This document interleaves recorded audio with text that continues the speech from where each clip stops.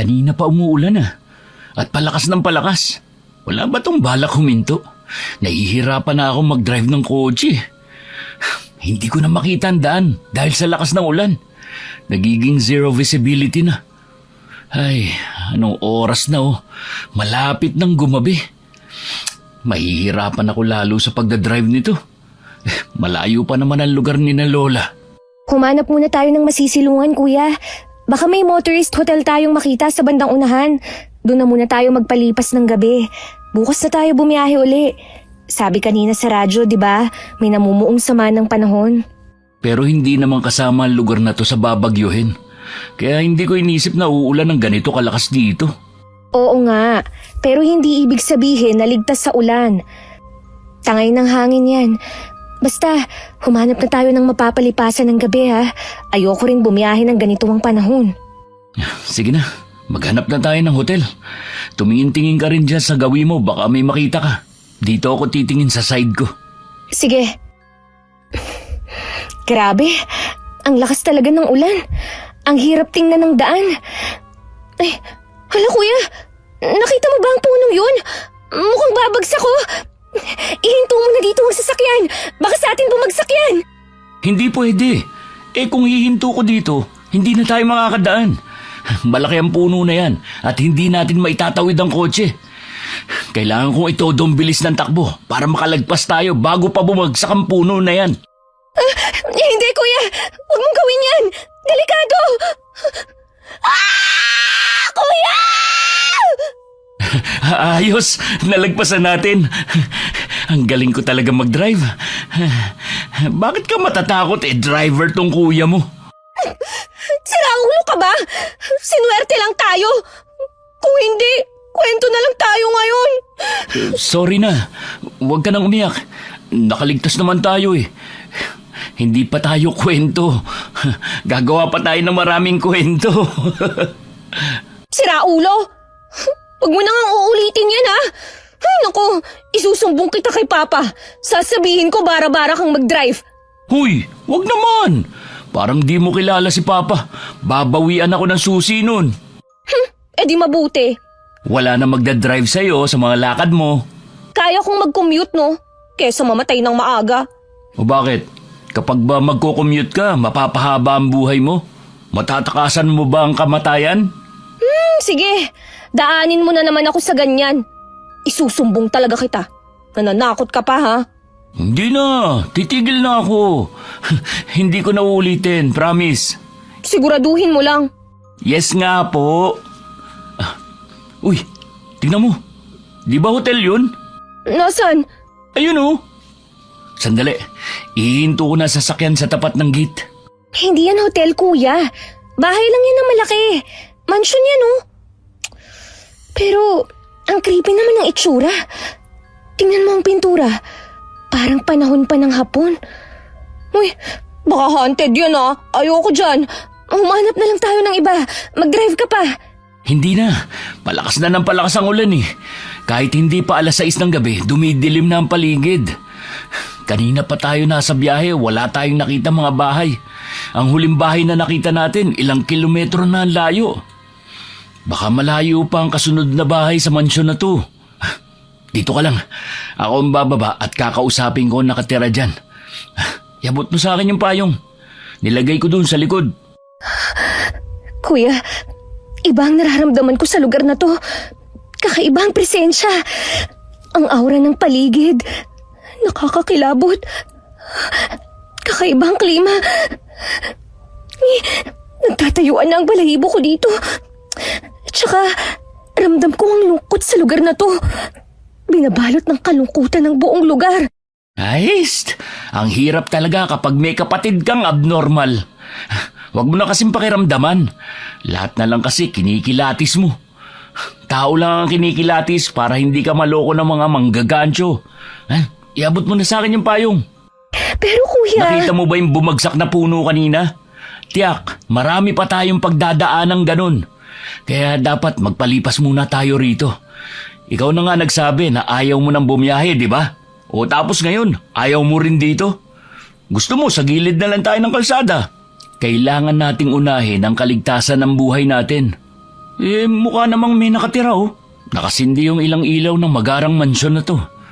Mukhang maraming kwentong lugar na to ah. Interesting to. Ay nako, mahirap talaga kapag umandar na ang curiosity mo. Bahala ka na nga. Akin na yung payong para makababa na ako. Oh, heto na. Bahala ka dyan. Huwag mong sabihin hindi kita binalaan sa huli ah. Oo na, dami pang satsat eh. Hintayin mo ako dyan ah. As if namang lalabas ako ng sasakyan sa ganitong panahon oh. Go na. Pagkaabot ni Dayan ng payong ay kaagad namang bumaba ng sasakyan si Daniela. Lumapit sa gate ang binata at saka pinindot ng ilang beses ang doorbell.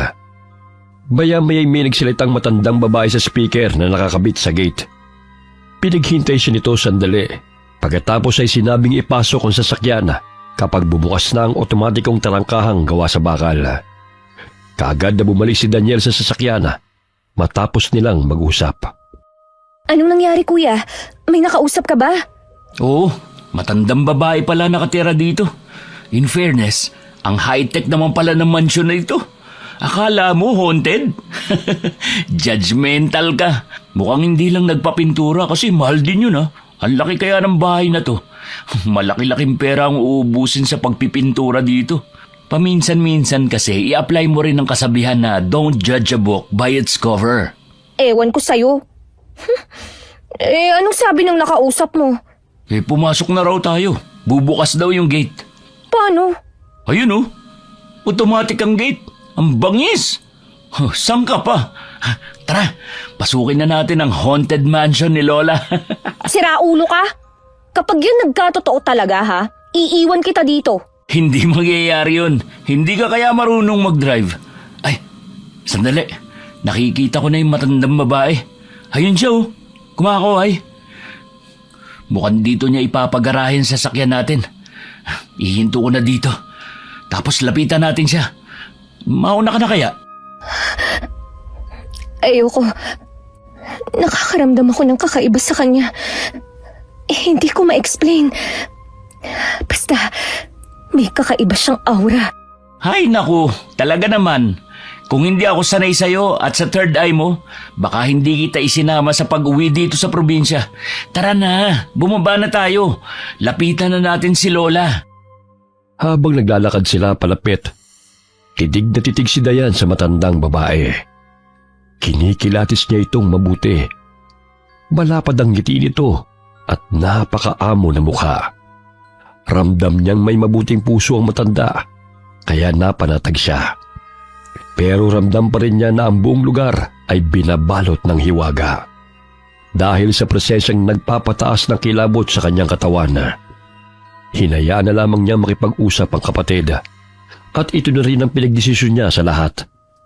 Hanggang sa inagaw ng kuya niya ang kanyang atensyon nang pumitik ito sa hangin gamit ang daliri. Lutang ka na naman eh. Halika na. Pumasok na tayo sa loob. Pumayag na si Lola na magpalipas tayo ng magdamag dito sa bahay niya. Sumunod na tayo sa kanya. Ituturo niya raw sa atin yung kwartong ipapahiram niya. Kuya, Tama na, Dayan.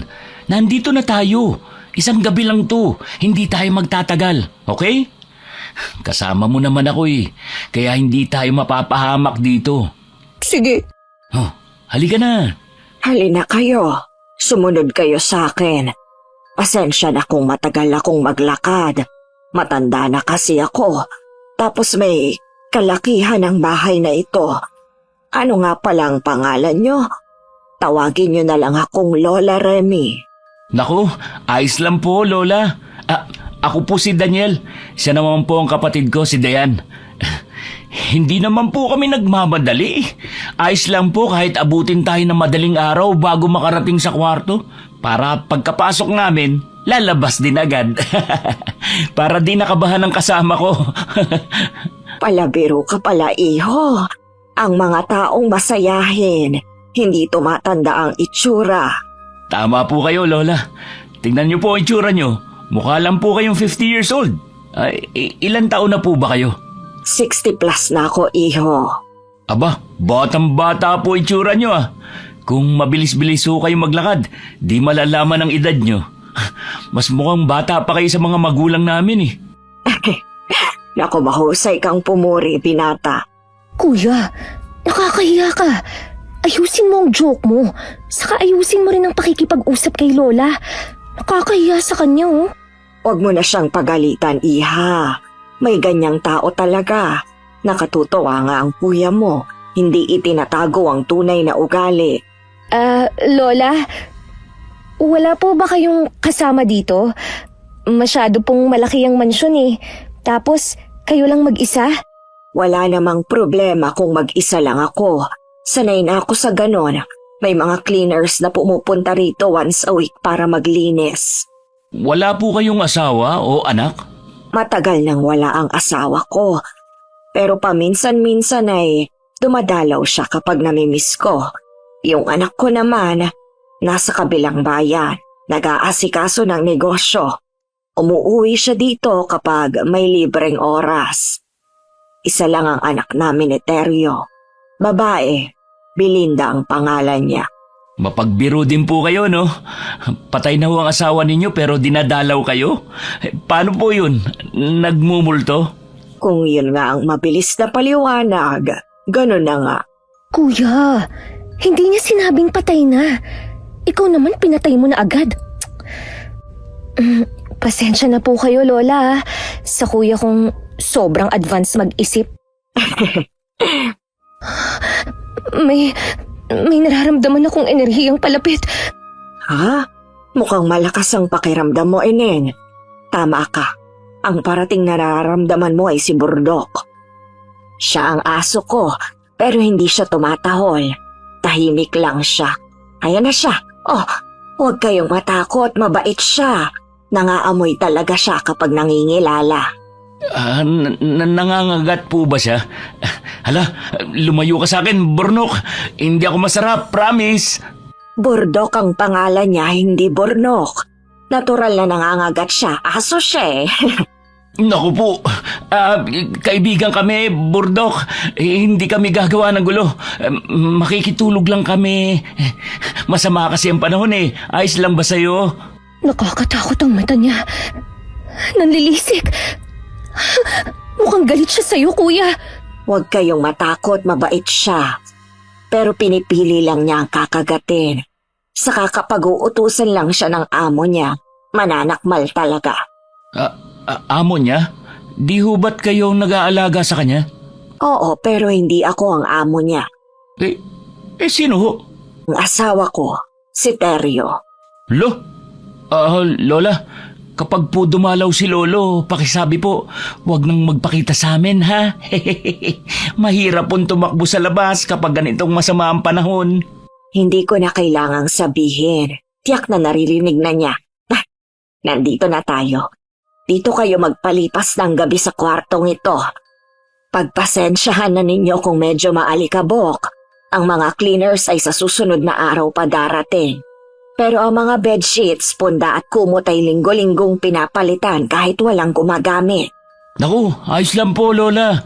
Hindi po kami maselan. Malaking bagay na po ang may matulugan kami ngayong gabi. Salamat po talaga. Maiwan ko muna kayo. Mamaya ay pupuntahan ko uli kayo para sa hapunan. Sakto ang dating ninyo dahil oras na rin ang hapunan namin ni Burdok. Maghahain lang ako sa kusina. Huwag na po kayong mag-abala, Lola. Nakakahiya na po kung pakikikain pa kami. Hindi ko matitiis na hindi kayo kumain buong gabi. Bisita kayo. Natutuwa ko at nagkaroon ako ng mga bisita sa hindi inaasahang pagkakataon. Kayo lang ang motoristang naglakas ng loob na kumatok sa aking bahay. Ang iba'y kapag nasisiraan ang sasakyan, kahit ako nang mag-alok ng tulong ay tumatanggi sila. Ang mga tao, hindi mo talaga maintindihan kung bakit palaging hinuhusgahan ang panlabas na anyo. Ako ang nagpapasalamat sa inyo dahil ngayong gabi, binigyan ninyo ng kulay ang buhay ko.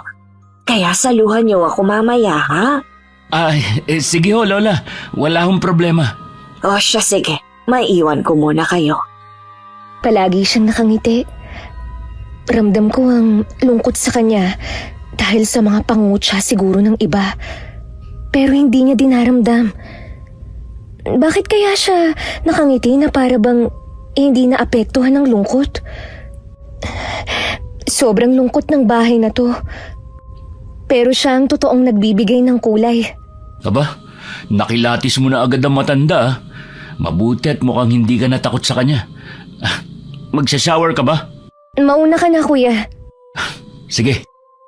Habang naghahapunan na, hindi mapakali si Diana. Panayang yuko niya na para bang may iniiwasan na. Habang si Daniel naman ay kampante sa pakikipag-usap sa matandang babae. Nagkasundo ang dalawa dahil sa pagiging kwela nila at bungis-ngis. Hindi maiwasan ni Diana hindi pansinin ang alagang aso na matandang babae. Habang lumilipas ang bawat minuto, ay ramdam niyang parang nakikipagtitigan ang aso sa kanya. Hanggang sa mapansin niyang may kakaiba na sa mata nito. Nag-iiba na ang kulay. Nagiging kulay pula na at halos hindi na kumukurap. Nakatitig lang ito sa kanya na para bang kinikilati siya. Lalo siyang hindi nakampante dahil kakaiba ang enerhiya ng asong yun. Ramdam niyang hindi ito ordinaryo. Pakiramdam niya ay dalawa na ang nakatitig sa kanya.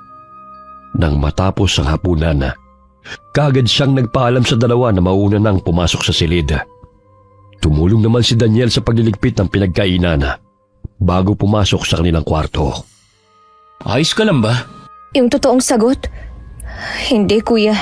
Pasensya na. Kasalanan ko kaya hindi ka kampante. Hindi ko nararamdaman ang nararamdaman mo eh. Kanina ka pa balisa. Napapansin ko yun. Nililibang ko si Lola para hindi kanya mahalata. Nakakahiya sa kanya kung pag-iisipan natin siya ng hindi maganda. Nagmagandang loob siya sa atin. Alam ko naman yun. Sorry na, dahil sa ganito ako. Lilipas din naman to eh. Ilang oras lang naman ang meron sa isang gabi. Bukas, aalis tayo agad. Oo, promise. Matulog ka na. Babantayan kita. Hindi pa ako inaantok. Ikaw na lang ang maunang matulog. Sigurado ka? Oo, kuya. Ayos lang ako. Mauna ka nang matulog kasi driver ka. Kailangan mo ng pahinga. Sisiguraduhin ko lang na nakasarang mabuti ang pinto. Hayan, nakalock na. Ikinawit ko na rin ang kadenang panlock. Mabuti at merong ganito. Mag-relax ka lang, okay? Sinusubukan ko naman eh.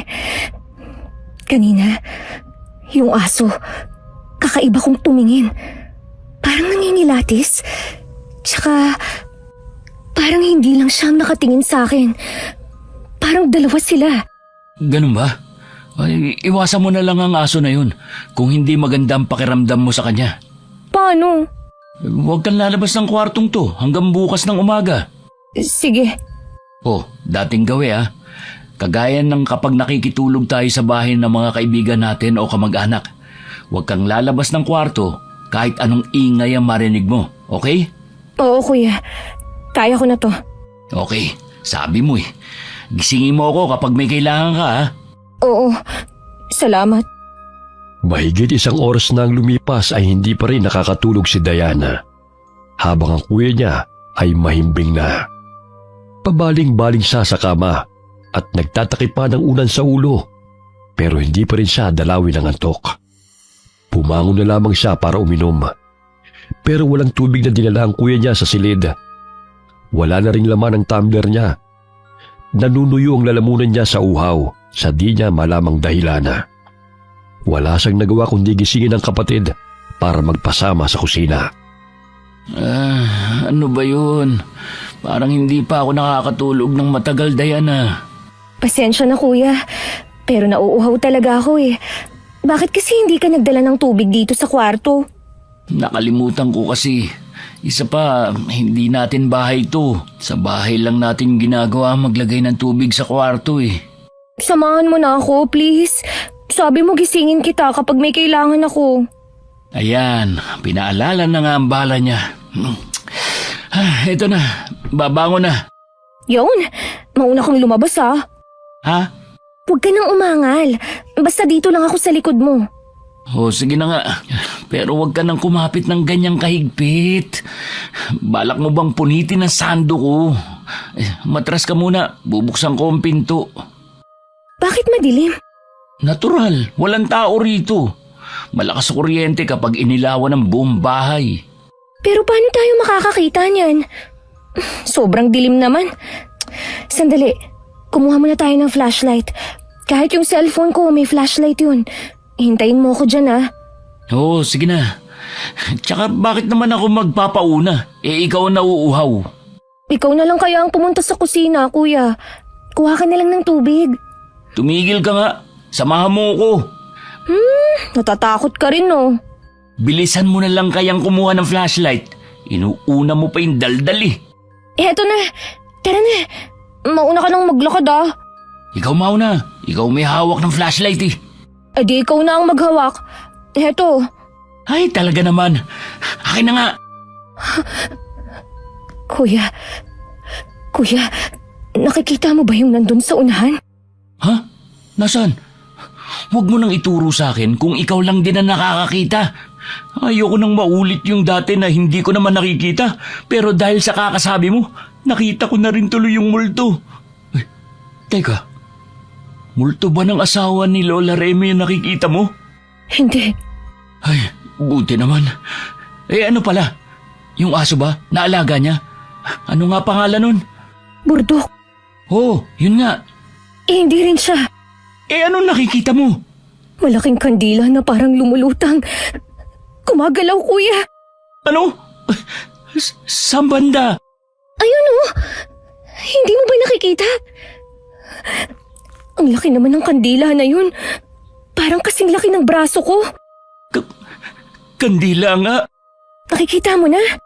Oo. Dapat kasi hindi mo na tinuro eh. Heto na naman tayo. Mukhang tama ka nga. Haunted nga yata ang mansyon na ito. Tutukan mo ng liwanag ng flashlight, kuya. Ano ka ba? Baka mamaya kung ano pa makita natin eh. Tama na yung kandilang may sindi na lumulutang. At parang papunta sa kwarto ni Lola. Diba doon ang kwarto niya? Sabi niya kanina habang naghahapunan tayo. Hindi ko alam. Hindi naman ako nakikinig sa usapan niyo eh. Pero Naku po, ayan na yung pero mo na yan. Kapag ganyan ang simula mo, tsak tatakbo na tayo niyan. Siguradong yun na ang kasunod. Sabihin mo na, tatakbo na ba? Ha? hindi ako nakakaramdam na nakakatakot ang kandila. Ano? Magaan ang presensya niyan. Hindi ko maipaliwanag. Akala ko ba ayaw mong tutukan ng flashlight? Oo nga, pero dahil sa panginginig ng kamay ko, naitutok ko nang hindi sinasadya. Tingnan mo, lumulutang yung kandila at wala talagang humahawak. Hindi ka talaga nakakaramdam ng takot dyan. Parang himatay na ako eh. Bumalik na tayo sa kwarto. Bukas ka na lang uminom. Pero delikado sa akin ang hindi makainom ng tubig. Sige ka. Baka mangyari ang nangyari noon. Hindi ako nakainom kaya muntik na akong sapian. Diyos ko, ngayon pa talaga nanakot. May kumatok sa pinto ng silid ng matanda. Narinig mo, kuya? Hindi ako bingi. Narinig ko rin. Doon na huminto ang kandila. Hala, nagbukas ang pinto. Pero, hindi naman pinagbuksan ni Lola. Anong gagawin natin, kuya? Tumakbo at bumalik sa silid? Si Lola, baka kung paano siya. Di ba sabi mo naman hindi nakakatakot ang kandilang yun? Ay di ibig sabihin, walang mangyayaring masama. Tara na, bumalik na tayo sa kwarto. Hindi, kuya. Hala, nagsara bigla ang pinto ng silid niya. Pagkatapos pumasok ng kandilang nakalutang. Dali, kuya! Hoy, anong gagawin mo? Bakit ka tumakbo dyan? Dayan! Huwag mong katukin ng ganyang kalakas. Nakakahiya sa matanda, tumigil ka nga. Kuya, hindi ordinaryo ang nakita nating yun. Oo nga, pero hindi ka dapat nang bubulahaw ng tulog. Teka, mukhang bubuksan na niyang pinto. May pumipihit ng doorknob mula sa loob. May problema ba? Bakit kayo kumakatok? May kailangan ba kayo? Lola, ano po kasi, Ano yon? Hindi mo rin masabi, no? may nakita po kaming lumulutang na kandila kanina. At dito po pumasok sa kwarto nyo. Nag-aalala lang po kami. Aba, nasabi niya nga. Pero hindi siguradong paniniwalaan siya. Ganun ba? Nakakatuwa ka namang bata. Masyado kang maalalahanin. Natakot ba kayo? Sa itsura niyong yan, mukhang natakot nga kayo. Halik kayo, pumasok muna kayo sa loob. Tingnan niyo kung may kandila ang lumulutang sa silid ko. Pasensya na po kayo ah. Ayos lang yon. Naiintindihan kong pag-aalala ninyo. Kahit ako'y ganyan din ang gagawin ko. Matatapang kayo, ha? Imbis na magtago dahil sa takot, mas inalala ninyo ang kapakanan ng iba. Halika, pumasok kayo sa loob. O ano, may nakita ba kayong kandilang lumulutang? Naku, pasensya na po kayo, Lola. Mukhang namalikmata lang po kami kanina. Hindi kayo na malikmata. Totoo ang nakita ninyong yon. Po? Anong ibig niyo sabihin? Ganyan ang nangyayari dito sa bahay kapag parating na ang asawa ko. Madilim kasi palagi sa bahay dahil hindi talaga ako nagbubukas ng ilaw para makatipid sa kuryente. Kaya gumagamit siya ng kandila para tanglawan ang lalakaran niya. Nakita ninyo ang isa sa mga kakayahan niya. Pero dahil siguro sa naramdaman niyo siya, hindi na siya tumuloy. Bakit nga pala gising pa kayo? Nauuhaw po kasi si Dayan. Kukuha po sana kami ng tubig sa kusina. Ganun ba? O sige, halina kayo. Sasamahan ko kayo. Si Burdok po? Nasaan siya? Baka kasama ng amo niya. Maya-maya nandyan na rin yon. Halina kayo sa kusina. Hindi na kumibo ang magkapatid. Pero nagkatitigan sila. Hindi nila alam kung paanong paniniwalaan ang sinabi ng matanda. Sumunod sila sa kusina at kumuha ng isang pitsa ng tubig at 2 baso. Pagkatapos ay dumiretso na sila sa kanilang silid at doon nag-usap. Ang weird niya, di ba? Oo. Imbis na itanggi ang mga sinabi natin, pinatotohanan pa niya. May saltik ba siya? Kung may saltik siya kuya, ganun din ba tayo? Nakita nating pareho eh, di ba? Oo nga. Pero, bakit niya aaminin? Tapos, gawa raw ng asawa niya? Nagmumulto ang asawa niya? At sanay na siya ron? May saltik nga siya. Gusto ko nang umalis dito. Baka hindi lang yun ang maranasan at makita natin. Nasaan na ba ang rosary ko na ikinikwintas ko palagi? Saan na ba yun? Ay, eto, nasa bag ko. Kailangan ko itong isuot. Para kasi akong sinasakal dito sa bahay na to eh. Binabalutan ng kung anong enerhiyang bahay na ito. Nararamdaman kong ang enerhiyang yun ay parang bombang nagbibilang. Naghihintay lang ng pagkakataong sumapok. Anong ibig mong sabihin? Buhay, kuya. Kukuha ng buhay ang bahay na ito. Huwag mo nga akong takutin ng ganyan. Hindi kita tinatakot. Yung matandang babae, napakahina na ng presensya niya. Parang nagbibilang na lang siya ng araw. Ibig mong sabihin, totoong sinasabi niyang nagmumulto ang asawa niya? Hindi kaya sinusundo na siya? At yung aso, hindi siya aso, kuya. Iba ang presensya niya. Hindi kagaya ng sa normal na aso. Kakaiba ang enerhiya niya. Ang lakas ng kapangyarihan niya. Parang hindi siya taga rito. Natatakot ako. Parang, huwag naman sana. Punong-puno ng hiwaga ang bahay na ito. Anong iniisip mo? Sabihin mo sa akin. Palagi kitang pinaniniwalaan. Alam mo yan. Hindi ko alam kung tama ako. Pero sana nga mali. Ang asong yun, parang siya ang kumukuha sa natitirang buhay ng matanda. Hindi siya alaga, kuya. Para siyang... Si kamatayan? Sana ay mali ako. Nasa panganib si Lola. Kailangan natin siyang tulungan. Nililin lang siya ng mga kababalaghan dito sa bahay niya. Dahil siguro sa pangungulila niya sa asawa at tapos mag-isa lang siya rito. Inisip niyang asawa niya ang palaging dumadalaw sa kanya. Kaya siguro sobrang gaan ng presensya niya. Kasi pinaniniwalaan niya ang hindi totoo. Anong gagawin natin, kuya? Iligtas natin ang matanda. Pero paano? Hindi ko rin alam. Wala tayong alam sa mga multo. Holy water lang ang dala ko tsaka maliit na Biblia. Palagi kasi akong nagdadala ng ganito lalo na kapag malalayo ang biyahe. Pero kapag ginambala at nilabanan natin ang gumagawa nito, baka mas maging delikado, kuya. Pero hindi natin siya pwedeng pabayaan na lang. Alam ko na, bukas, kausapin natin si Lola. Kumbinsihin natin siya na pauwiin ang anak niya. Masama ang panahon at mag-isa lang siya rito sa bahay. Kailangan niya ng kasama. Ibig sabihin, magtatagal pa tayo rito? Ayokong kalabanin ng konsensya ko, Dayan. At saka, hindi ba sabi mo, ang kakayahan mong yan ay gift. Tinanggap mo na. Alam mong ibinigay yan sa iyo para magligtas ng buhay. Hindi natin siya pwedeng pabayaan at iwanan na para bang hinayaan nating kunin siya ni kamatayan. Isang araw lang siguro, kuya. Baka pwede na yun. Kapag umuwi na ang anak niya, iwanan na natin sila.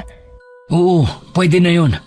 Siguro, kaya inabutan tayo ng masamang panahon dito kasi may kailangan tayong gawin. Tatakot ako. Ako rin naman, pero kailangan nating magpakatatag. Magtiwala tayo sa Diyos. Ililigtas natin siya sa tulong ng Panginoon. Maagang nagising ang magkapatid kinabukasan. Kagad na lumapit si Daniel sa bintana para sumilip sa labas. Napailing siya dahil masungit pa rin ang panahon. Inaya na niyang lumabas ng silid ang kapatid, kaya sabay silang pumunta sa kusina.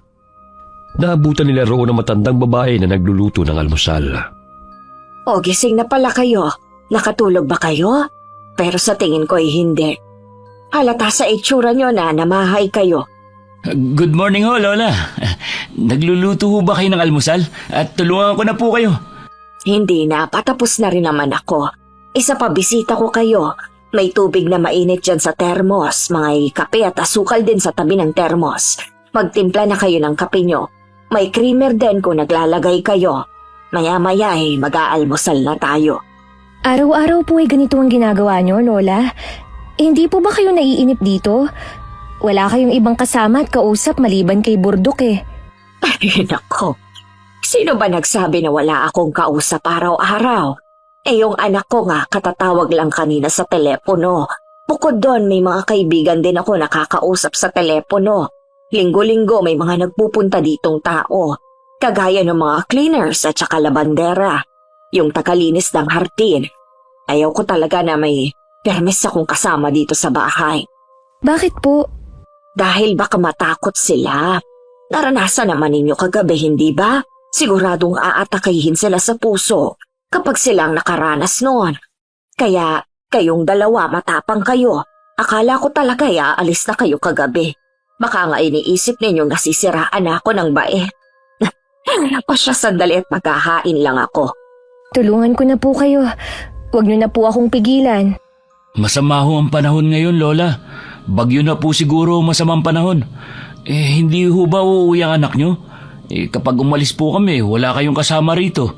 Dapat po, pinauwi nyo na siya. Oo, kausap ko nga kanina. Ang sabi niya iuwi siya ngayong araw. Nag-aalala nga siya sa akin. Ikinuwento kong nandito kayo. Bahagyang nawala ang pag-aalala niya dahil may kasama ako. Ibinalita niya sa akin na marami na palang nagtumbahan na puno sa kalsada. Kaya hirap nang dumaan ang mga sasakyan. Mukhang matatagalan kayo dito sa bahay. Hindi kayo makakadaan. Ho? Yung anak nyo, may dadaanan ho ba siya papunta rito?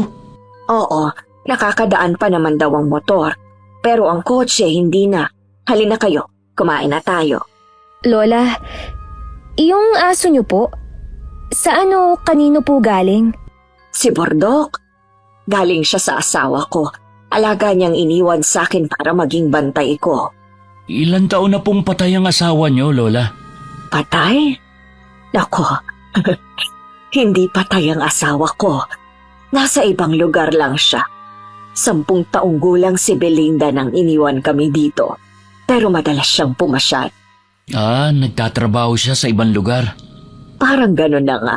Sa lugar kung saan siya naroon ngayon. Doon galing si Burdok. Hindi po pangkaraniwang aso si Burdok, Lola. Tingnan niyo po siya. Tahimik lang na nakaupo sa gilid. Parang nakikinig. Nag-iisip. Nagmamatsyag. Tama ka. Ano nga uli ang pangalan mo? Dayan po. Diana, kagaya mo si Burdok, hindi nga pangkaraniwan. Isa siyang bagat. Bagat? Ngayon lang po ako nakarinig ng ganong breed ng aso. Sang lugar ho nagmula ang mga bagat? Sa lugar na bawal ang tao. Natigilan si Dayan nang marinig ang sinabi ng matanda. Nabitiwan niya rin ang hawak na tinidor dahil sa pagkabigla, kaya nahulog ito sa sahig. Yumuko siya para kunin ito. Pagkadampot sa tinidor ay napatingin siya sa aso. Nakatuon na naman sa kanya ang paningin nito. Bigla siyang napangat ng ulo nang makitang naglabas ng matutulis na pangil ang bagat. Nauntog pa siya sa lamesa na ikinagulat ng dalawa. Sorry po. Ano nangyari? Wala, kuya. Kumain lang kayo. Pasensya na kung kulang sa panlasa ang niluto ko. Matanda na ako at bawal ng malalasang pagkain. Bagat? Bakit? Wala, kuya. Parang sumama lang ang pakiramdam ko. Masama ang pakiramdam mo?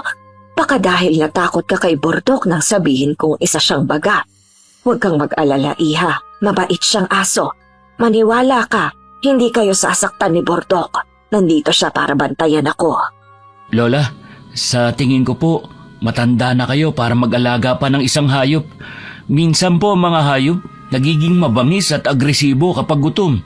Baka saktan kayo. Bakit hindi nyo na lang po ipamigay si Burdok o kaya itali o ikulong? Naku po, mukhang nagalit si Burdok sa mga sinabi mo. Napatayo siya. Tumaas lalo ang tayo ng tainga niya at parang gustong malakmal. Napaangil siya na bihira niyang ginagawa. Burdok, behave. Nagbibiro lamang ang bisita. Masyado lang silang nag-aalala sa akin. Huwag ka nang magalit. Hindi ka nila sasaktan. Mukha nga hong nakakaintindi siya. Pasensya na, hindi ko dapat sinabi yun. Nakita mo na, Burdok. Hindi niya yun intensyon. Kumalma siya. Napatingin si Daniel sa aso at kita pa rin niya ang panlilisik ng mata nito habang nakatitig sa kanya. Kinabahan siya dahil sa pag-iisip na baka nagalit na nga sa kanya ang hayop at anumang oras ay atakihin siya nito. Naging ilag niya siya sa hayop na yun matapos ang sandaling yun. Pagkalipas ng ilang oras, nakita niya ang kapatid na nakatulala habang nakatingin sa langit.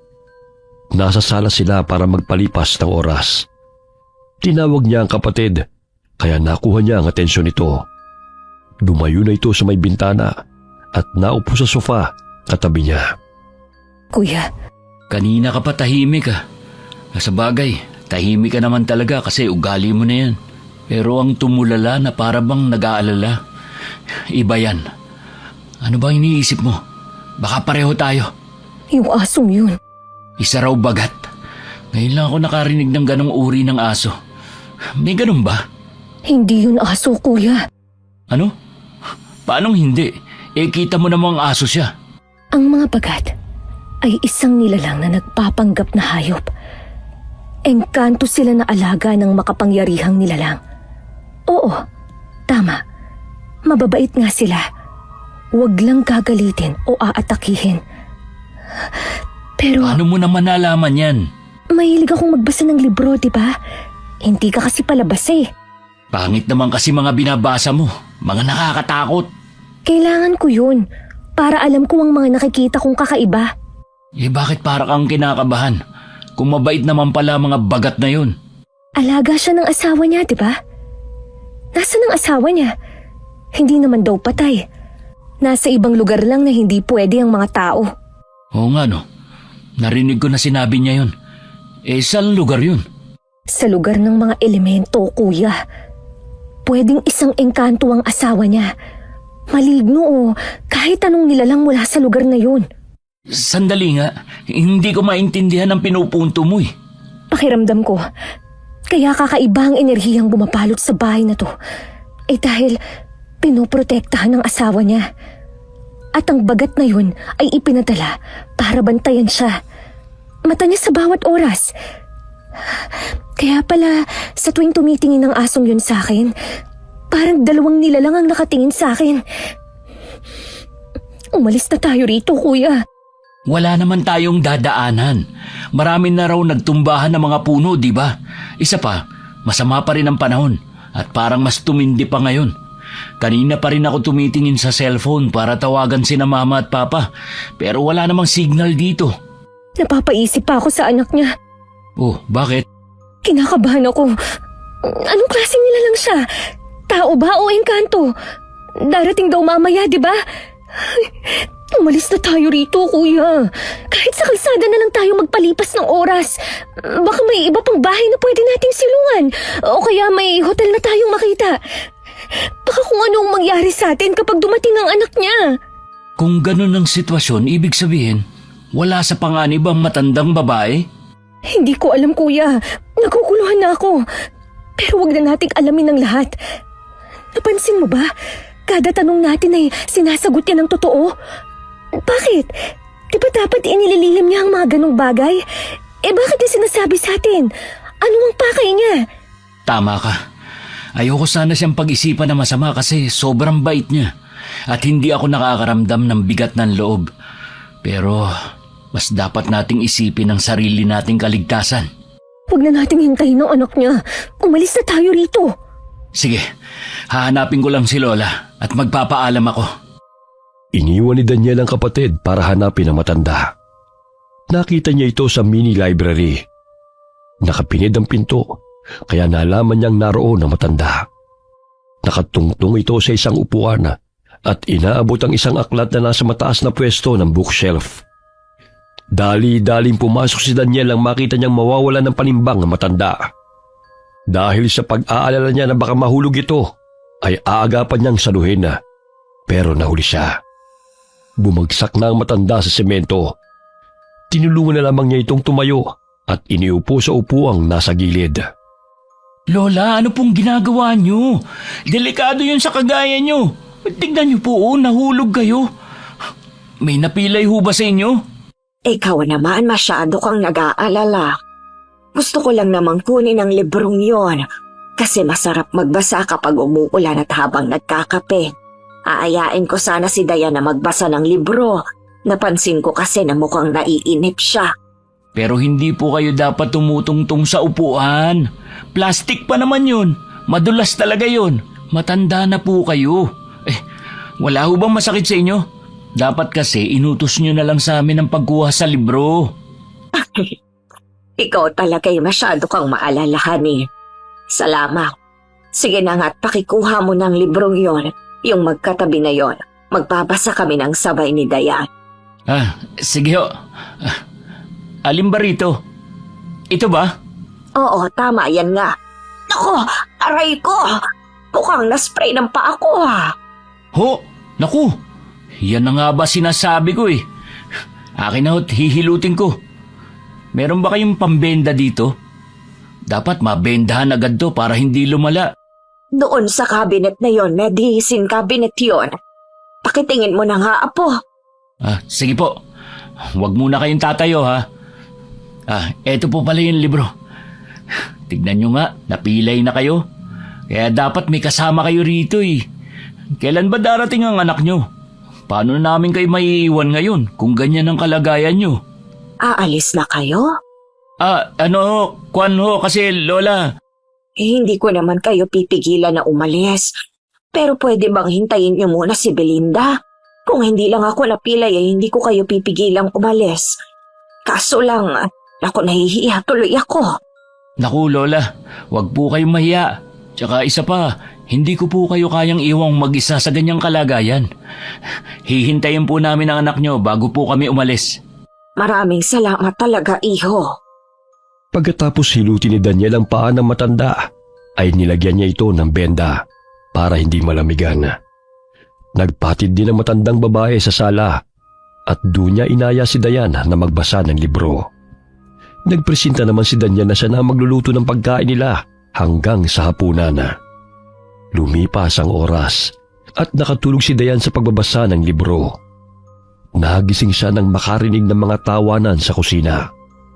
Madilim sa sala nang idilat niya ang kanyang mga mata. Dahil sa malalaki at makakapal na kurtina sa bawat bintana ng sala, ay lalong dumilim ang paligid. Natuon ang paningin ng dalaga sa bandang kusina dahil naroon ang liwanag at ang ingay na kanyang naririnig. Tumayo siya at naglakad papunta roon para tignan kung sino ang kausap na matandang babae. Sumilip siya sa may pinto at nanlaki ang kanyang mga mata sa nakita. Sisigaw na sana siya sa takot nang biglang may tumakip sa kanyang bibig. Shh! Huwag kang maingay. Ako to. Kuya, Hinanap kita sa sala kasi palilipatin na sana kita sa kwarto.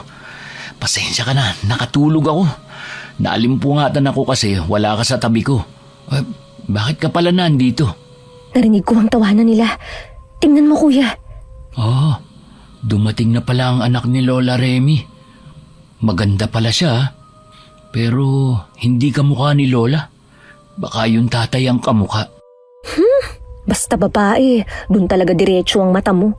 Hindi naman siya ang sinasabi ko eh. Eh ano ba? Wala naman akong iba nakikita. Si Lola na masayang kumakain ng tinapay habang nagkakape. Yung anak niya na kumakain ng dinner pa siguro yan kasi karni. Hindi siya mahilig sa kanin. Tapos yung aso nila na kumakain din. Ngayon ko lang siya nakitang kumakain. Parang kakaiba ang pagkain niya. Ano yun? Kulay itim kasi. Sunog sigurong karni yun. Yan lang ang nakikita mo. Bakit? Meron pa bang iba? May kasama silang lalaki. Matangkad na payat. Sobrang taas niya. Abot sa kisame ang ulo. Matulis ang tenga niya. Sobrang puti niya. Kakaiba ang damit niya at kumikinang siya. Kamukha siya ng anak ni Lola. Siguro, siya na ang asawa ni Lola. Engkanto niyang asawa? Engkanto? Wala akong nakikita. Seryoso ka ba dyan? Wala ka kasing third eye. Kinilabutan naman ako sa sinabi mo. Umalis na nga tayo rito. Halika na. Mas mainam nang magkulong tayo sa kwarto. Mas ligtas tayo dun. Hinila ni Daniel ang kapatid. Pero dahil sa pagmamadali nila, nasagi ni Dayan ang isang display ng malaking figurin. Bumagsak ito at nabasag. Natapakan din ni Dayan ang mga basag na piraso, dahilan para matumba siya. Napatingin sila sa kusina dahil natahimik ang mag-anak. Patakbo na sila nang biglang bumukas ang ilaw. Napatingin sila sa mga lumapit sa kanila. Anong nangyari? Naku, Lola, pasensya na po kayo kung nabasag namin ang mamahalin yung display. Madalim po kasi kaya natabig namin. Hindi nyo kasalanan. Kasalanan ko yan dahil hindi ako naglalagay ng ilaw sa mga daanan. Nakalimutan ko kasing may bisita nga pala ako na baka natidiliman. Sandali mo kung may sugat siya sa braso. Nako, ayos lang po. Mababaw lang naman po ito eh. Ang lahat ng sugat ay nagiging delikado kapag hindi nagamot agad, kahit mababaw pa o malalim. Lumapit ka sa akin, gagamutin ko ang sugat mo. Nako, wag na po. Ayos lang po talaga. Huwag ka nang mahiya, Dayan. Ipagamot mo na kay Belinda ang sugat mo. Magaan naman ang kamay niya kaya hindi ka masasaktan. Belinda, huwag mong takutin ang bisita natin, ha? Si Mama naman, mukha ba ako nakakatakot na halimaw? Sa kagagamutin ko lang ang sugat niya. Magpapasalamat na rin ako sa kanila dahil sinamahan kayo ngayong nagsusungitang panahon. Halika na. Dayan ba ang pangalan mo? Siya naman ay si... Ako si Daniel. Hello. Hi, Daniel. Mabuti at nakauwi ka na. Mapapanatag na kaming umalis dahil may kasama na si Lola dito. Aalis na kayo kaagad? Hindi pa tayo nakakapag-banding. Kauuwi ko lang. Dito muna kayo kahit isang araw pa, pwede ba? Ano kasi, baka hinahanap na rin kami sa amin. Hindi ko sila makontak dahil walang signal. Baka dahil sa sama ng panahon. May telepono kami. Pwede niyo silang tawagan. Palipasin niyo ang sama ng panahon bago kayo bumiyahe. Sa nadaanan ko kaninang kalsada, hindi pa sila tapos magtanggal ng mga punong bumuwal sa daan. Baka ilang araw pa yon bago matapos lahat. Magpalipas muna kayo rito hanggang sa humina ng malakas na ulan. Pagkatapos ninyo dyan maggamutan ng sugat, ayain mo sila Belinda na sumabay sa ating mag-midnight snack. Nako, busog pa naman po kami. Maggatas na lang kayo, tsaa o kaya ay chocolate. May dala akong tinapay. Tikman ninyo. Paborito ni Mama ang braso ni Mercedes. Ako kasi ibang braso ang paborito. Ha? Masyado kang seryoso, Dayan. Tapos ko nang gamutin ang sugat mo. Halina kayong dalawa. Saluhan niyo kami. Ano yung kinakain mo, Ate Belinda? Bakit parang may dugo pa ang karning yan? Rare medium to. Ganito ang paborito kong luto sa karne. Ewan ko ba sa anak kong yan? Abay mula ng kung sino-sinong negosyante ang kinakausap niya sa mga meeting. Natutunan niyang kumain ng mga hilaw na karne. Hindi po ito hilaw. Medyo hilaw lang. Uso to. Tama po. Marami na talagang kumakain ng mga ganyang pagkaluto ng karne. O diba, Daniel? Buti pa si Daniel alam niya. Ano namang klaseng juice yung iniinom mo, ate? Real fruit juice to. Ayoko kasi sa mga artificial na puro asukal lang laman. Nag-extract lang ako kanina ng prutas. Nakakatakot po ang kulay. Parang dugo. Gusto mong tikman? Ha? Naku, ayoko po. Ayos na po ako sa hot chocolate. Kahit masayang kausap ang mag-ina, naiilang pa rin si Dayan dahil sa kakaiba niyang pakiramdam. Lalo na kay Belinda, na alam niyang nagsisinungaling ang babae. Amoy na amoy niya ang lansa ng iniinom nito. Dahil sa kanyang third eye, ay mas lumakas din ang ibang senses niya sa katawan. Ipinagtaka rin niya na biglang nawala ang engkantong nakita niya kanina. Habang si Burdock ay hindi na umalis sa pagkakaupo nito sa tabi ng matandang babae. Dahil sa pakiusap ni Belinda na manatili pa sila ng isang araw, ay nahiya ng tumanggi ang magkapatid. Pinagbigyan nila ito at nakisilamuha sa mag-ina buong araw. Hapon na makaramdam sila ng antok, kaya maagang nakatulog ang magkapatid. Nagising si Dayan nang makarinig ng mga pagaspas ng pakpak ng malaking ibon sa labas ng bintana ng kanilang silid. Tumayo siya para hawiin ang kurtina. Nanlaki ang mga mata niya nang tumambad sa kanyang paningin ang kakaibang nilalang. Kaagad niyang ginising ang kapatid dahil sa kanyang takot. Bakit? Bakit ka nang gigising? Pupunta ka na naman ba sa kusina? Sa bintana, kuya! Sa bintana? Sa bintana ka naman pupunta? Pambihira naman, Dayan. Sa dami ng pupuntahan mo sa bintana pa, ano yun? Magtatanan ka? Tingnan mo sa bintana, kuya! Ay, leche! Ano yan? Anong klaseng nilalang yan? Aswang! Aswang yan, kuya! Aswang? Anong aswang? May pakpak yan eh. Hindi naman yan manananggal kasi buo naman ang katawan niya. Tingnan mo ang tuhod niya. Putol, diba? Manananggal yan, kuya! Manananggal? Sa bewang nahahati yun, tangi ka ba? Kuya! Kuya, sisirain na niya yung salamin ng bintana! Aswang nga yan! Uri yan ang manananggal na kung tawagin ay iki. Sa tuhod yan napuputol. Kailangan ko pa ba talagang mag-explain ngayon, ha? Paalisin mo siya! Paano ko paalisin? Kapag binuksan ko sa salamin ng bintana, tiyak na makakapasok siya. Ayan, isinara ko na lang yung kurtina. Tara na sa labas, gisingin natin si Lola at si Ate Belinda. Delikado na ang mansyon. Inaatake tayo ng aswang. Kuya, sandali! Huwag mo akong iwan dito! Dalihan mo na! Dali-dali silang tumakbo papunta sa silid ni Lola Remy. Kinalampag nila ang pinto. At matapos ang ilang minuto, ay pinagbuksan na sila ng matanda. Hinatak sila nito papasok sa silid at sinabihang wag nang lumabas.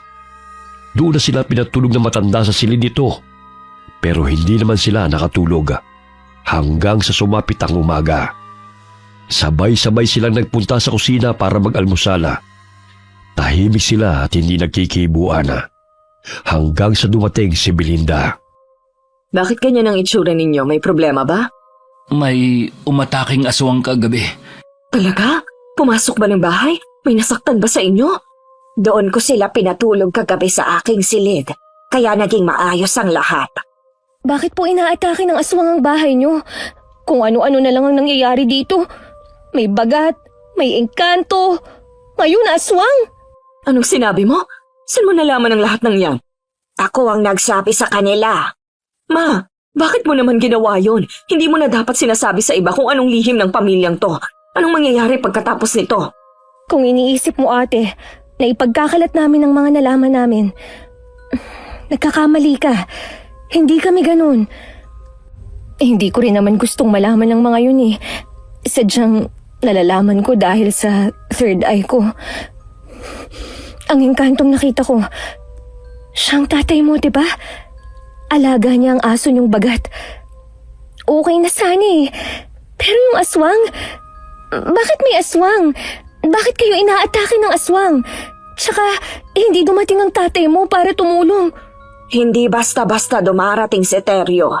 Mahirap lumabas mula sa mundo nila. Hindi ganun kadali yun, Dayan. Paano na po kayo niyan? Kung sakaling babalik po ang aswang na yon, paano nyo lalabanan ng halimaw na yon? Wala pa naman kayong panlaban dito. Walang asin, walang bawang, walang kalamansi, walang kahit ano bukod sa mga kutsilyong mapupurol na. Ma, bakit mo naman hindi sinabi sa akin na wala nang kahit ano dito sa kusina? Palagi akong tumatawag tapos hindi mo sinasabi ang mga kulang dito sa bahay. E di sana nasasabihan ko si Aling Baby na bilhan sa palengke lahat ng kailangan dito.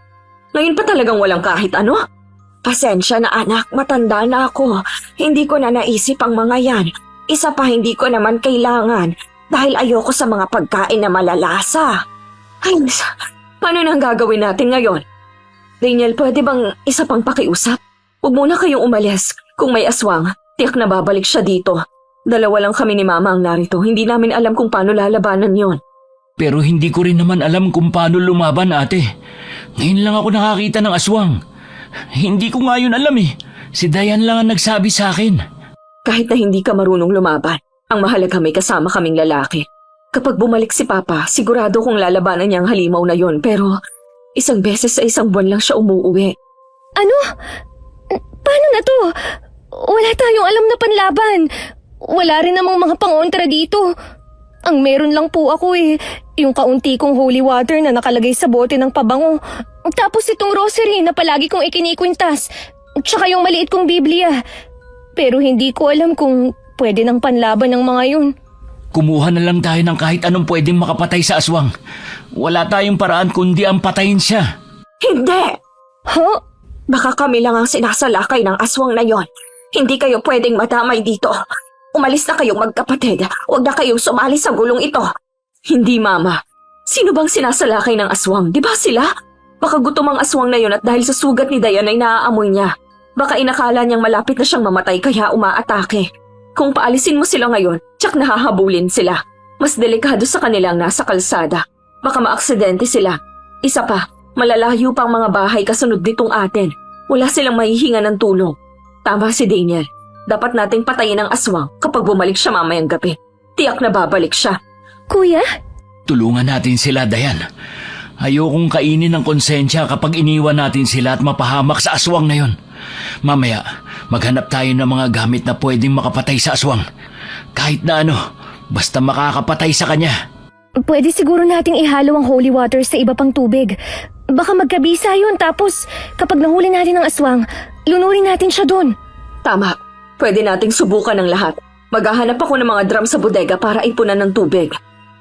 Pagkatapos ng pananghalian, saka sila naghanap ng mga gamit panlaban sa aswang. Nagdala si Belinda ng ilang drum para lagyan ng tubig.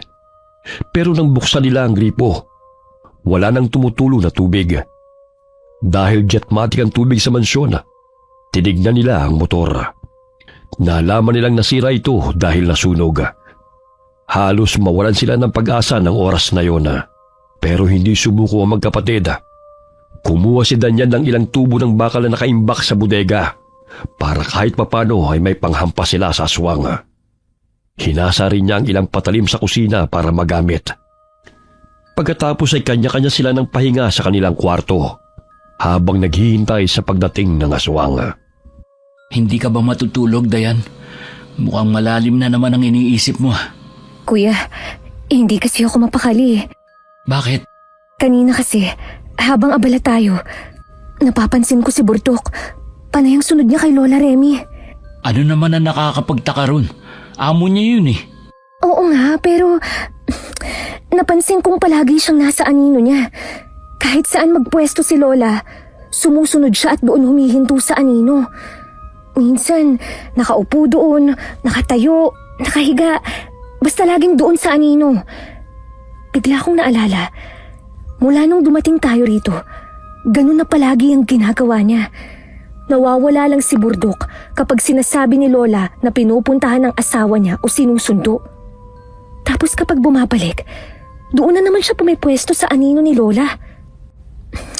Tapos kanina, nung tingnan ko uli siya habang nakahiga doon sa anino, napansin kong malabo na ang anino ni Lola Remy. Ano? Paanong malabo? Hindi na kasing tingkad ang pagkaitim kagaya ng anino natin. Anong ibig sabihin nun? Hindi ko alam. Hindi ko talaga alam, kuya. Hindi kaya nagpapahiwatig yon na nasa panganib talaga siya? Hindi kaya siya ang target ng aswang? Isa pa yan, kuya. Nag-iisip din ako sa aswang na ikina yan. Bakit ngayon lang siya nagpakita nang dumating si Ate Belinda rito? Baka sumama o kaya nasundan si Ate Belinda. Napansin mo ba ang kinakain at iniinom niya? Hindi yun normal, kuya. Amoy na amoy ko ang sariwang dugo. Malakas ang pakiramdam at pang-amoy ko dahil sa third eye ko. Nag-enhance din ng iba-iba kong senses. Kumakain siya ng hilaw na karne. At ang iniinom niya, dugo yun, kuya. Dugo yun. Sinasabi mo ba na siya ang aswang? Ayokong mambintang. Pero paano kung totoo? Papatayin ba natin siya? Kung siya ang aswang, bakit tumutulong siya sa paghahanda natin ng panlaban sa aswang? Paano kung nagkukunwari lang sila? Paano kung nililinlang lang nila tayo? Pero Natatandaan mo ba si Lola Remy, ha? Diba, itinataboy na tayong paalis? Pinigil lang ng anak niya. Paano kung may balak si Ate Belinda na biktimahin tayo? sa tingin mo ba masama siya? Mabait naman si Lola Remy ah. Kung gaano kabait at kabuti ng isang tao, pwede pa rin siyang magbunga ng masama. Ayoko nang isipin. Basta, ito na ang huling gabi natin dito. Bukas, aalis na tayo. Humihina na ang ulan, parang aaraw na bukas. Sa ngayon, ang plano ko lang, patayin ang aswang na yon. Para kahit umalis na tayo rito, kampante akong hindi na sila mapapahamak. Paano kung si Ate Belinda ang aswang? Malalaman natin yan. Tiyak naman na hindi kakayanin ni Lola Remy na mapahamak ang anak niya. Baka nga nag-uusap na sila ngayon at nagtatalo kung balak talaga ni Ate Belinda na biktimahin tayo. Gusto mo bang alamin kung anong ginagawa nila ngayon? Natigilan si Daniel sa tanong na yun ng kapatid. Matapos ang ilang segundong titigana, nagpasa silang silipin na mag-ina para malaman kung anong ginagawa ng mga ito. Dahan-dahan silang lumabas ng silida at maingat silang naglakad sa loob ng mansyon habang papunta sa silid ni Lola Remy. Pagkarating nila sa tapat ng pintuan, ay idinikit ni Dayan ang kanyang tenga sa pinto para alamin kung nasa loob ang matanda. Mukhang wala siya rito, kuya. Nasaan kaya siya? Tingnan natin sa silid ni Ate Belinda. Sige, Teka, ano yun? Alulong ba yun ng aso? oo. Pero sinong aso? Wala namang ibang aso dito kundi si Burdok lang. Siya kaya yun? Bakit siya umaalulong? Nakakatakot naman. Kinikilabutan ako. Mas pumipigat ang presensya ng paligid. Parang may hindi magandang mangyayari. Malamang, nagbabalak tayong pumatay ng aswang. Hindi talaga maganda yon. Ibig mong sabihin, ang alulong na yun ay pagdadalamhati? Bigla naman akong nakonsensya. Bakit naman? Parang wala na tayong pinagkaiba sa mga mamamatay tao eh. Ang pinaplano natin ay gawain ng masasama. Aswang ang papatayin natin, Dayan. Halimaw yun. Kesa naman tayo ang patayin. Parang dahil sa atin, nagulo ang pamilya nila. Kung ako ang nasa kalagayan nila. Pagbabalakan talaga tayong patayin dahil marami na tayong alam. Baka nga si Ate Belinda ang aswang. Ano yun? Si Lola Remy yun, di ba? Sumisigaw siya! Puntahan natin. Baka sinugod ng aswang. Mabilis silang tumakbo para hanapin kung nasaan ang matanda. Pero bago pa sila makarating sa silid kung saan ito naroon nakakita sila ng mga patak ng dugo sa sahig. Bukas sa mga ilaw sa buong mansyon kaya hindi sila nahirapang kumilos. Isa yun sa plano nila para matalo ang aswang. kaya binuksan ni Lola Remy ang mga ilaw para maliwanag ang paligid. Sinundan nila ang mga patak ng dugo sa sahig hanggang sa makita sila ng pares ng putol na paa. Pero naglalakad ang mga ito. Dahil hindi nakikita ang daan, walang direksyon ang paglalakad ng mga paang yun. Bawat hakbang ay bumabangga, kaya tumatalsik ang mga dugo sa sahig. Ano yan? Pa! Alam ko, hindi naman yan ang ibig ko sabihin. Sino nagmamayari niyan? Bakit nandito sa loob? Hinayaan niyang pakalat-kalat dito. Nakakilabot. Isipin mo, makakita ka ng putol na paang naglalakad. Mula yan sa aswang na iki. Kung ganun, nakapasok na siya sa loob ng mansyon.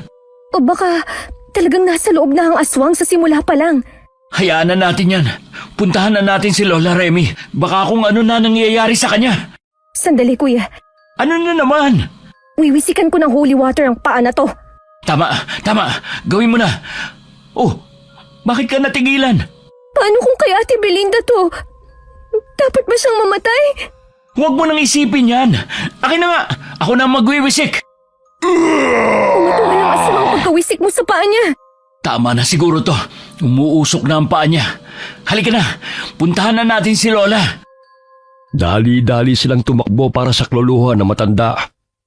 Pagdating nila sa mini garden kung saan naroon si Lola Belinda, kitang-kita nila na inaatake ito ng aswang. Nagpupumilit pumasok ang aswang sa loob ng bahay, pero pinipigilan ng matanda. Kaagad silang lumapit para iligtas si Lola Remy. Bitiwa mo siya, halimaw! Ako kalabanin mo! Sa tingin mo ba'y matatalo ko ng maliliit mong kutsilyo? Ano ba ang kailangan mo? Bakit ka umaatake dito? Simple lang. Madali ko kayong malalapa dahil walang tutulong sa inyo. Sasamantalahin ko ang masamang panahon dahil abala mga tao sa pagliligtas sa kanilang buhay. Dapat kayong mamatay. Wag! Parang awa mo na. Huwag mong gagawin. Umalis ka na dito.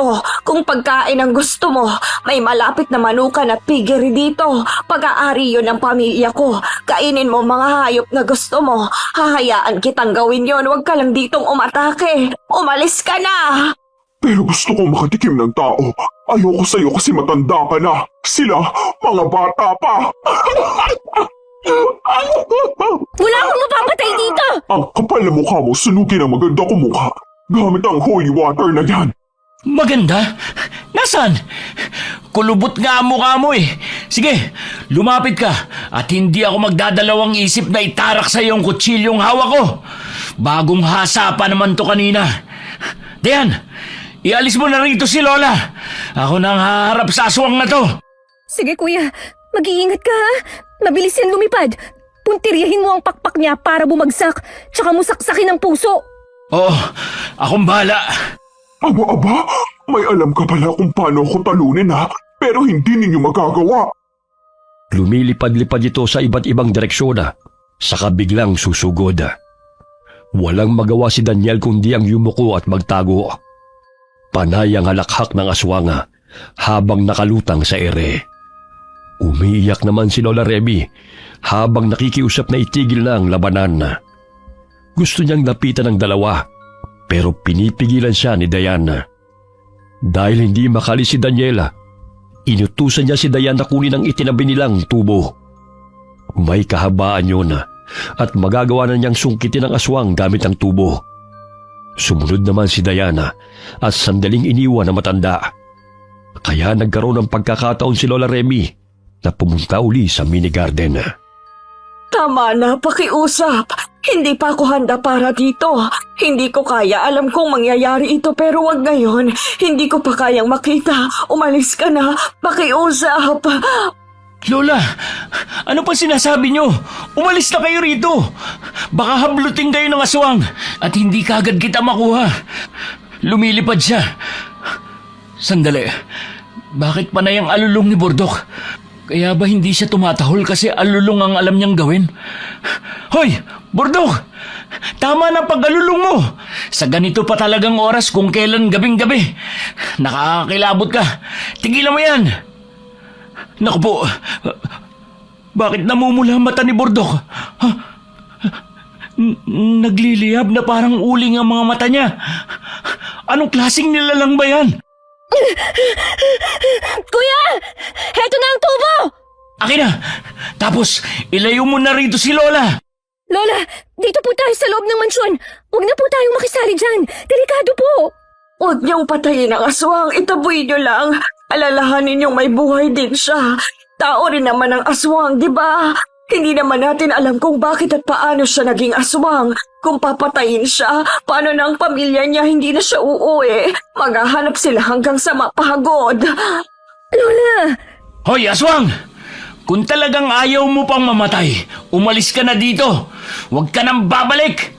Pero kung patuloy kang aatake, wala na akong magagawa kundi ang itarak sa iyo ang tulis ng tubo na ito. Kahit breadwinner ka pa ng pamilya nyo. Kaya bago mangyari yon, bibigyan pa kita ng pagkakataong mabuhay. Pinapatawa mo ko, lalaki. Walang pagkakataon sa akin. Masyado na kayong maraming alam. Dapat sa inyo'y mabura na sa mundong to. Hindi kasi dapat kayo nakikialam sa buhay ng may buhay. Wala kaming pinapakialamang buhay ng iba. Tamang hinala ka. Talaga ba? Pues malalaman nyo rin yan. Muling naglaban ang dalawa. Kahit malakas ang aswang ay pinilit pa rin ni Daniel na labanan ito. Bawat atake nila sa isa't isa ay walang humpay na atungal naman ni Burdok ang umaalingaw sa paligid na lalong nagdala ng kilabot.